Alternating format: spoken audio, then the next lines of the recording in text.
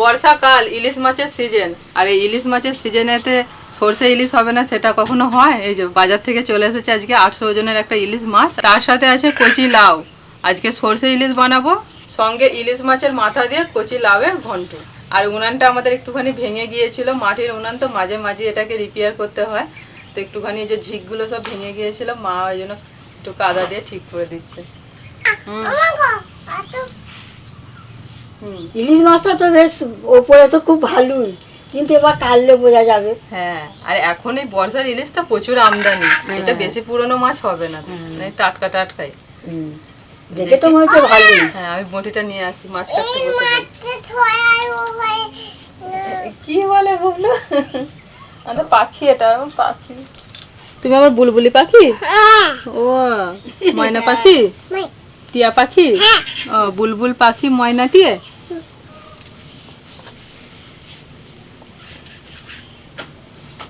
হয়েছে হয়েছে হয়েছে, আচ্ছা ঠিক আছে।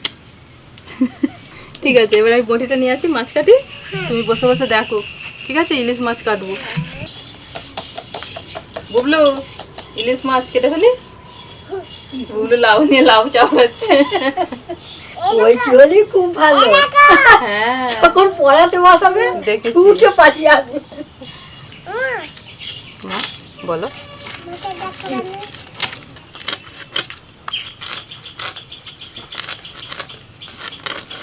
মাছের গাটা তো পুরো একদম রূপোর মতো চকচক করছে, আর এই মাঝখান দিয়ে একটা লালচে রং, মানে দেখতে দারুণ লাগছে। এই তো দেখবে তুমি, এই তো দেখো, হাত দিয়ে এরকম করে দেবো না, তোমার হাত দিতে হবে।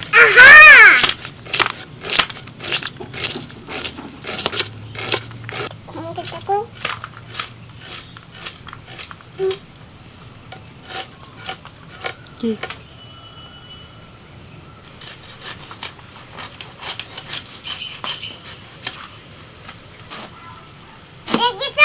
একদম কচি।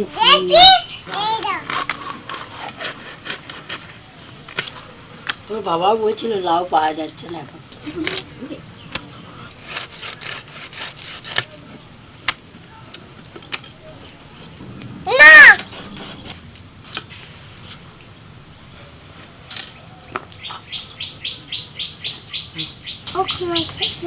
ধুয়ে ফেলেছো বাবা? আমি লাউ ছাড়াচ্ছি আর বুবলি সোনা আমার ধুয়ে রাখছি। দাঁড়া, আমি আগে কাটছি, ছাড়াই, এই যে ছাড়াচ্ছি।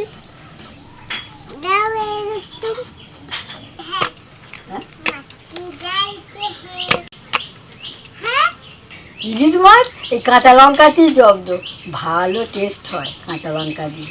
কাঁচা লঙ্কা আর কালো সর্ষে টেস্ট তুলে ধরবে একদম। ইলিশ মাছ কেটে ভালো করে ধুয়ে নিয়ে চলে এসেছি, ওই যে পেতে ঢাকাতে রেখে দিচ্ছি। আর এই যে ইলিশ মাছ রান্নার জন্য বাটনা বাটছি, প্রথমে সর্ষে, সাদা সর্ষে আর হচ্ছে পোস্ত একসঙ্গে বেটে নিচ্ছি। এদিকে আমার লাউ কাটাও শেষের দিকে।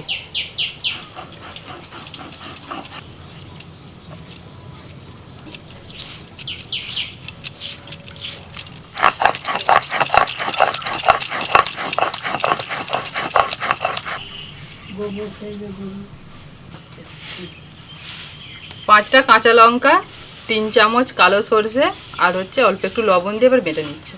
আজকে এই দুটোই বাটনা, আর বাটনার কিছু নেই।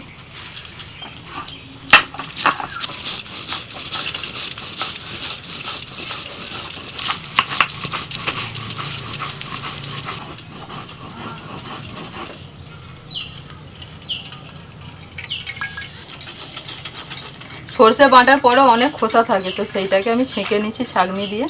এই খোসাগুলো খাওয়ার পর যদি পেটে যায় তাহলে প্রচণ্ড পেটে ব্যথা করে।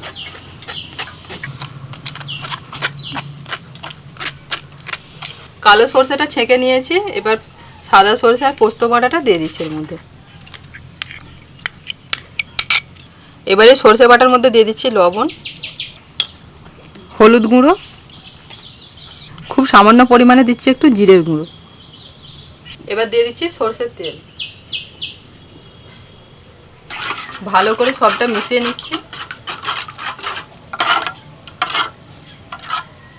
সর্ষে ইলিশ অনেকে অনেক রকম ভাবেই বানান, আমি যেভাবে বানিয়ে থাকি সেটাই আপনাদের দেখাচ্ছি।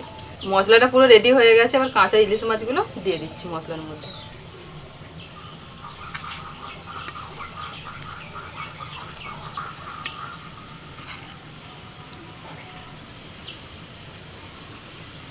ভালো করে সরষেটাকে মাখিয়ে নিতে হবে।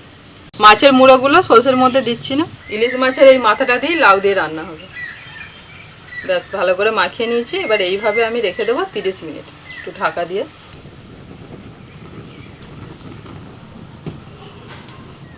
অল্প তেলে আগে ইলিশ মাছের মাথাটা ভেজে নিই।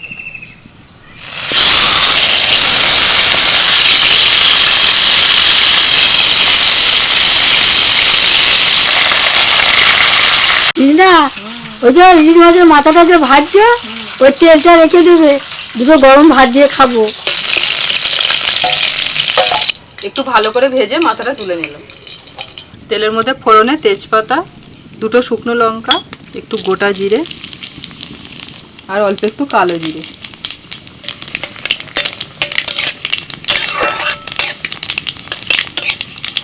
ফোড়নটা হয়ে গেছে, লাউ দিবি।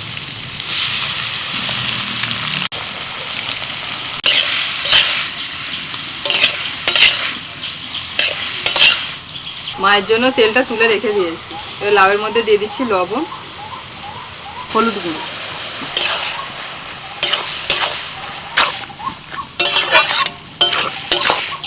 এবার একটু ঢাকা দিয়ে দিচ্ছি। লাউ থেকে যে জল বেরিয়েছে তাতেই কিন্তু লাউটা সিদ্ধ হয়ে গেছে, অনেকটা জল বেরিয়েছিল, আমি ঢাকা দিয়ে রেখে দিয়েছিলাম। ভাজা ইলিশ মাছের মাথা দিয়ে দিচ্ছি, সাথে দিচ্ছি 3টে কাঁচা লঙ্কা আর দিচ্ছি একটু চিনি। ইলিশ মাছের মাথাটা এইভাবে ভেঙে ভেঙে দেবো যাতে একদম লাউয়ের সাথে মিশে যায়।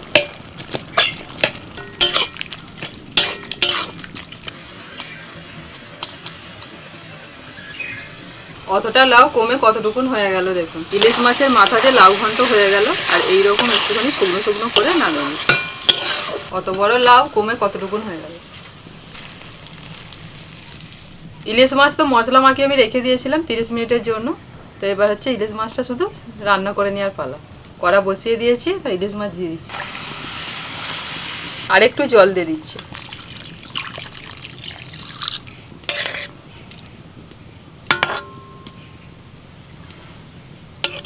এবার গোটা 5-6 কাঁচা লঙ্কা দিয়ে দিচ্ছি, ঢাকা দিয়ে দিচ্ছি। একদম হালকা আঁচে 20 মিনিট মাছটাকে রান্না করে নেবো। আস্তে আস্তে হবে, খুব জোরে জাল দিলে কিন্তু ওই যে গ্রেভিটা ওটা কিন্তু শুকিয়ে যাবে আর মাছটাও সিদ্ধ হবে না। 10 মিনিট হয়ে গেছে, ঢাকাটা খুলে একটু নাড়াচাড়া করে দেবো। একদম হালকা হাতে আস্তে আস্তে নাড়াচাড়া করে দেবো, নাহলে কিন্তু মাছগুলো ভেঙে যাবে। আর এইভাবে নাড়াচাড়া না করলে নিচেতে কিন্তু বসে যেতে পারে। বাকি 10 মিনিটের জন্য আবারও ঢাকা দিয়ে দিচ্ছি। সরষে ইলিশ আমাদের একদম রেডি। আর মাছটা দেখুন কত সুন্দর সিদ্ধ হয়েছে, একেবারে খুন্তিটা যেই দিচ্ছি সঙ্গে সঙ্গে গেঁথে যাচ্ছে। আর গ্রেভিটা একদম ঠিকঠাক আছে, এইরকমই একটু গ্রেভি রেখে আমি নামিয়ে নিচ্ছি।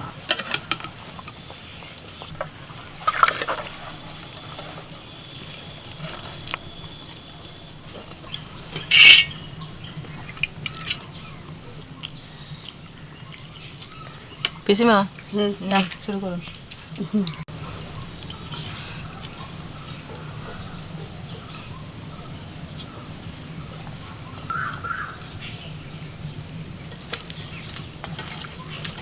চলো যেতে যেতে ও পিসিমা, হ্যাঁ মাছের তেল নেই, দাও এখানে দাও। তুমি একটু না দাও। শুকনো ভাতটাতে দিচ্ছি। আমি তো প্রথম পাতে আগে মাছের তেলটা দিয়ে খাবো। তেলটা কি স্বাদ গো? তেলটা স্বাদ মানেই তো আমার মাছটাও ভালো। তাও ভাবো, শুধু মাছের মাথাটা ভেজেছিলাম, এগুলো তো কাঁচা মাছ। সরষে ইলিশটা যে বানিয়েছে, মাছের মাথাটা ভেজে যে করলাম, মা বলে একটু রেখে দাও। মা তো বলছে তেলটা গরম আছে, আর আমি গরম গরম ভাত দিয়ে আগে গিয়ে খেয়ে নিই। খিদেও পেয়েছে, আমি যান আপনি খেয়ে নিই। মা তেল নিয়ে গিয়ে আর লাউ ঘন্ট নিয়ে গিয়ে মা আগে খেয়ে নিয়েছে, বলছে ইলিশ মাছ পরে খাবো। মার খিদে পেয়ে গেছে, আমি ঠিক আছে আপনি যান খেয়ে নিন। তোমার শাশুড়ি তো আজকে অনেকক্ষণ মুড়ি খেয়েছে না ঠাকুরকে জল দিয়ে, ওই জন্য খিদে পেয়ে গেছে। যা সেন্টটা আসছে তেলের,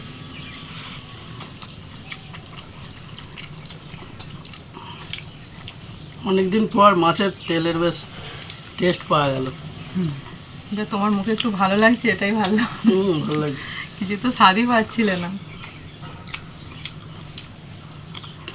অন্য কোনো মাছের মাথা দিয়ে তরকারি রান্না করলে আমি খাই না, কিন্তু ইলিশ মাছের মাথা দিয়ে যা করে খুব খাই আমি। নিন, এখন আরেকটা বাকি আছে সর্ষে ইলিশটা। এখনো ইলিশ মাছ বাকি আছে। তুমি তাহলে এটা খেলে খালি নাকি? আমি এখনো তো শুধু লাউ ভাজি। লাউটাই খাচ্ছি, পিসিমার আর আমার এখনো লাউ চলছে। মাছে হাতে দিইনি। আবার, আর তোমার তো সর্ষে ইলিশ অর্ধেক খাওয়া হয়ে গেছে। সত্যি করে ভালো হয়েছে বলে আমি খেয়েই যাচ্ছি। খান না, খাওয়ার জন্যই তো করা। আমার তো সরষে ইলিশটা বেশি ভালো লাগে খেতে। তোমার সর্দির মুখ, একটু মুখটা খারাপ হয়ে গেছে, একটু ঝাঁঝ। ঝাঁঝ আছে, ভালো ঝাঁঝ আছে। তাও তো সর্ষেটা। কালো সরষেটা, তাও মানে কালো সরষের ঝাঁঝটা বেশি আসে। তাও তো আমি সব সমান সমান দিয়েছি। মাছটা আজকে ভালো আছে। মাছটা দারুণ আছে। মাছটা ভালো আছে। ইলিশ মাছ খাওয়া হচ্ছে, কিন্তু মাছের তেলের এতদিন টেস্ট আসছিল না। যে লটে যেমন থাকে আর কি। ইলিশ মাছও স্বাদ হারাচ্ছে আস্তে আস্তে। আর 10 বছর পরে দেখবে কোনো স্বাদই থাকবে না। বেশি খেয়ে দেখো সরষে ইলিশটা। এই তো ঢালছে এবার। এবার খাবো।